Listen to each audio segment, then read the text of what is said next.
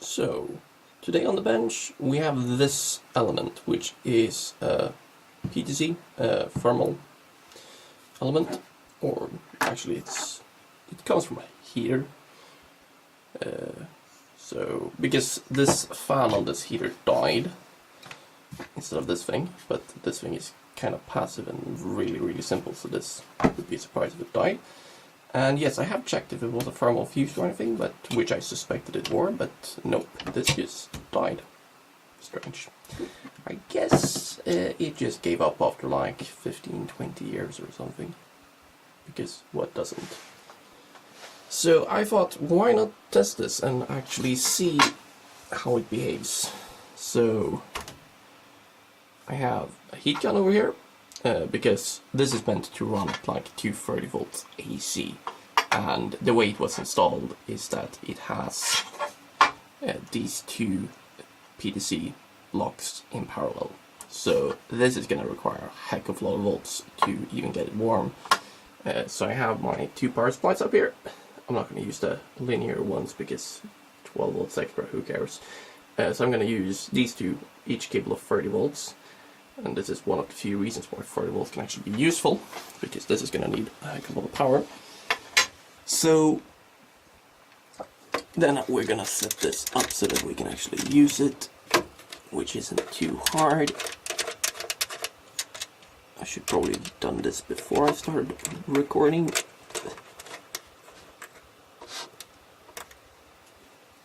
And then we also need to bridge these two supplies to each other. The thing with these supplies is that a lead weight within them would have actually been a nice upgrade.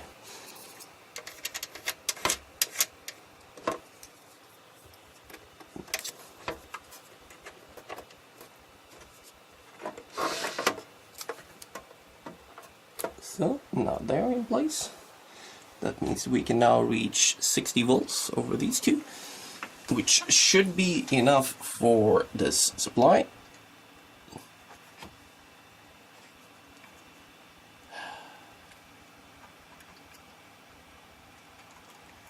Or for this heating element to feel happy. For everyone thinking this is aluminium, placing this straight onto here is going to be a problem. That's true. So I have this. This here is a floor tile. Yeah, it once was part of a floor even. And the thing with floor tiles are that they're most of the time non-conductive. There are conductive floor tiles. Don't know why you would want them, but do watch out. All ceramics aren't non-conductive. There are conductive ceramics. So, and then we're gonna give this some power, because let's see if this PTC element works as expected. Because it would be fun to see if it really is a PTC.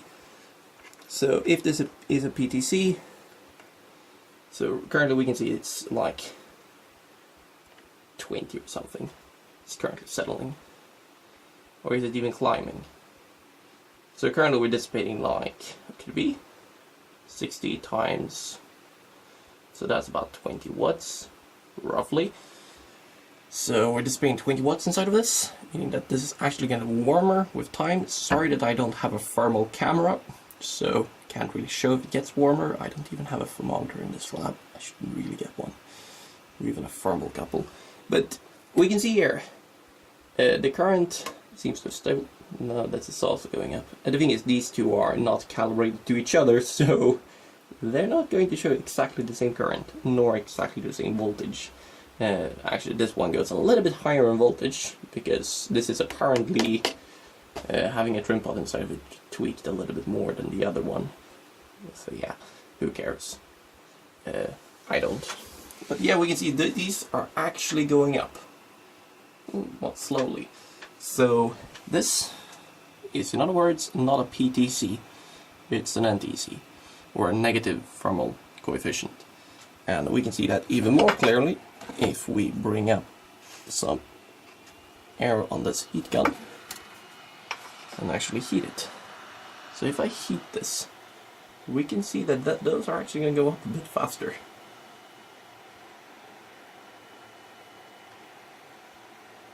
So yeah, they're just climbing. And because of this, we can deduce that this is an NTC, or yes, NTC. In other words, its resistance is going down when we heat it. So the warmer it is, the lower resistance. PTC increases its resistance when it gets warm. So this is just going up. So it gets, because we aren't changing the voltage and the current is going up, therefore this is having a lower and lower resistance. So this is actually quite interesting, because this means that this can actually have thermal runaway. And for being a room heater, I don't really think that's a good idea. If this can emit thermal runaway. Because, yeah. Because that means if this fan ever stops, which it did, then this can catch fire. Technically. Because there's nothing cooling it down and keeping its temperature low. So that's not a good thing. So, yeah. It could just be that this is using that these metal fins are of an NTC type metal, and at low temperatures are having, well, a higher effect than the PTC blocks. But I start to begin to doubt that, because this is probably quite warm by now. We can heat it a bit more and see if it gets, how warm it can get. I think that's good enough. So, how close to this can I place my hand before I actually burn myself? Maybe it starts to get a bit unbearable. So yeah, I'm not even touching it, and that's a bit warm. Just a little. So, no, I do not think this is an NTC by any, or PTC by any stretch of our imagination. Which is weird, because sorry for the noise. Because here on this bottom, we can clearly see that it says PTC there. So, and I wonder, why does it say PTC if it's an NTC within it? That's a bit strange. Who knows? This is a strange device. And yeah, it's still going up, and I'm not even applying heat to it anymore. So, what more can you say? It's an NTC. This is fun, because this is technically a fire hazard. Just waiting to happen. Because this is what we call thermal runaway. This is technically can happen with like diodes and most silicon junctions. This can happen with anything that has an NTC characteristic. And what can happen? Well, the thing that happens when you have NTC characteristics within your devices is that the warmer it gets, the lower resistance it has, meaning more current can flow at the same voltage, meaning you're dissipating more power, meaning it's going to get just warmer. And the warmer it gets, the lower resistance it has, so it's just an endless loop.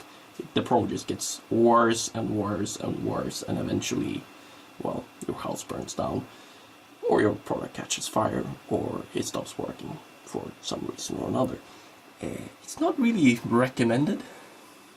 So, if you're dealing with a positive thermal coefficient or negative thermal coefficient like this, positive thermal coefficient is much more simple, because if this was a PTC, if it gets warmer, its resistance is going to increase, which means that less current can flow. I mean that eventually it will actually just stabilize at a specific voltage. It will not get warmer at a specific voltage. So in other words, if you apply, like, for example, 60 volts, then it would get to a specific temperature. It depended on ambient, of course, but it would get to a specific temperature. It wouldn't get warmer than that, unless you start insulating it.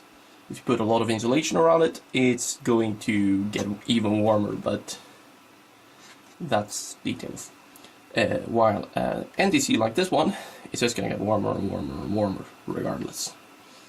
So this is a bit like positive feedback within an amplifier. It's not really recommended. You're going to reach saturation really fast, and that's not a good thing.